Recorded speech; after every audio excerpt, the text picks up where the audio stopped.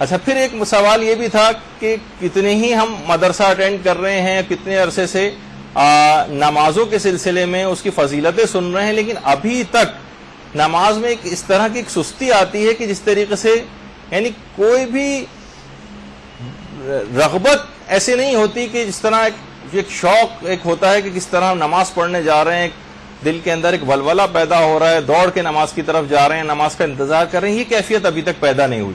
تو نماز میں جو سستی ہے اس کا کیا کیا جائے؟ تو دیکھیے اس کے لیے بھی یہ سوال آیت اللہ بہجت سے بھی پوچھا گیا تھا.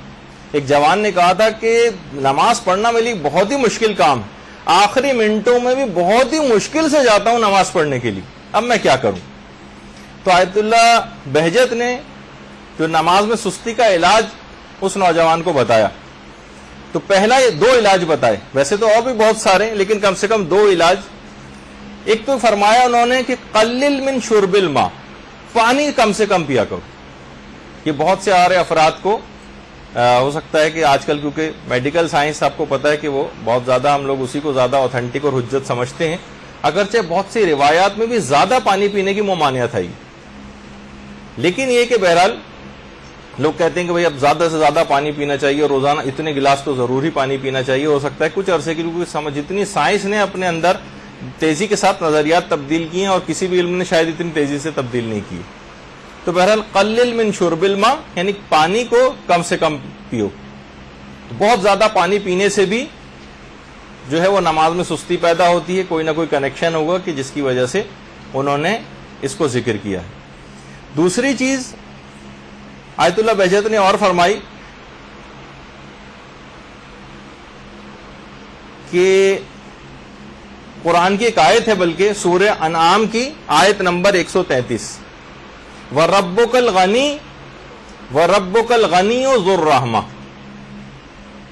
یہ قرآن کی ایک آیت ہے کہ اس آیت کو زیادہ سے زیادہ پڑھا جائے تو نماز میں سستی اور کاہلی اور ایک جو بے اعتنائی سی پیدا ہوتی ہے وہ دور ہو جائے گی. وَرَبُّكَ الْغَنِيُّ ذُو الرَّحْمَةِ، یہ زیادہ سے زیادہ پڑھا جائے. وہ بچے اور نوجوان کے والدین جن کے سلسلے میں پریشان رہتے ہیں کہ ان کو کوشش کر کر کے ہم تھک جاتے ہیں، نماز کے لیے آمادہ نہیں ہوتے، ان کو بھی آپ یہ بتائیں کہ چھوٹی سی ایک آیت ہے، اس کا ایک ٹکڑا وَرَبُّكَ الْغَنِيُّ ذُو الرَّحْمَةِ، یہ سورہ انعام کی آیت نمبر 133. یہ بچے سے کہیں کہ روزانہ زیادہ سے زیادہ پڑھ لے تو آپ کچھ ہی دیکھیں گے، دنوں میں دیکھیں گے کہ یہ تبدیلی اس کے اندر ایک رونما ہونے لگے گی اور نماز کی طرف خود بخود رغبت ہو جائے گی. پھر ایک مسئلہ یہ بھی تھا کہ چلے نماز کی طرف اگر چلے بھی جاتے ہیں تب بھی نمازوں میں خشوع و خضوع پیدا نہیں ہوتا. نمازوں میں خشوع و خضوع، اس کا جواب بھی ظاہر ہے کہ علماء ہی سب سے زیادہ بہتر دے سکتے ہیں. تو آیت اللہ بہجت نے اس کے بھی نمازوں میں خشوع و خضوع کے لیے کیا کریں. ویسے جو بہت پرانا گروپ یہاں پہ بیٹھا ہوا ہے، نماز میں خشوع و خضوع کے 35-40 طریقوں کے اوپر ہماری کلاس ہو چکی ہے. بہت اگرچہ اس کو 7-8 سال ہو گئے کلاس کو، لیکن یہ کہ انشاءاللہ آپ لوگوں کے لیے ذرا نئے انداز سے دوبارہ وہ کلاس لینی ہوگی تاکہ سب کے لیے پھر فائدہ مند اور کارآمد ہو جائے. اس میں پریکٹیکل طریقے ہم ذکر کریں گے کہ نمازوں میں ہم خشوع و خضوع کیسے پیدا کریں. آیت اللہ بہجت کے صرف 2 طریقے آج انہوں نے فرمایا. ایک تو امام زمانہ علیہ السلام سے توسل حقیقی پیدا کریں، اللہم صلی علی محمد وعلی محمد.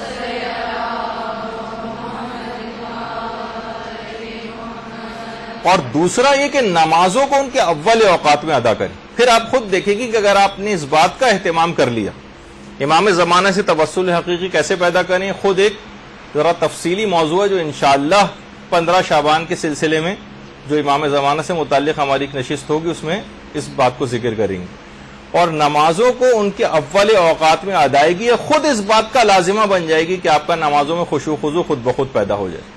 یہ اس وقت ہوتا ہے کہ جب آپ نمازوں کو بہت زیادہ لیٹ کرتی ہیں، ڈیلے کرتی ہیں، کاموں پہ کام کرتی چلی جا رہی ہیں، اپنے گھریلو اور نماز کو پس پش ڈال کر آخری اوقات تک پہ کھینچتی ہوئی لے جاتی ہیں، تب یہ ایسا ہوتا ہے.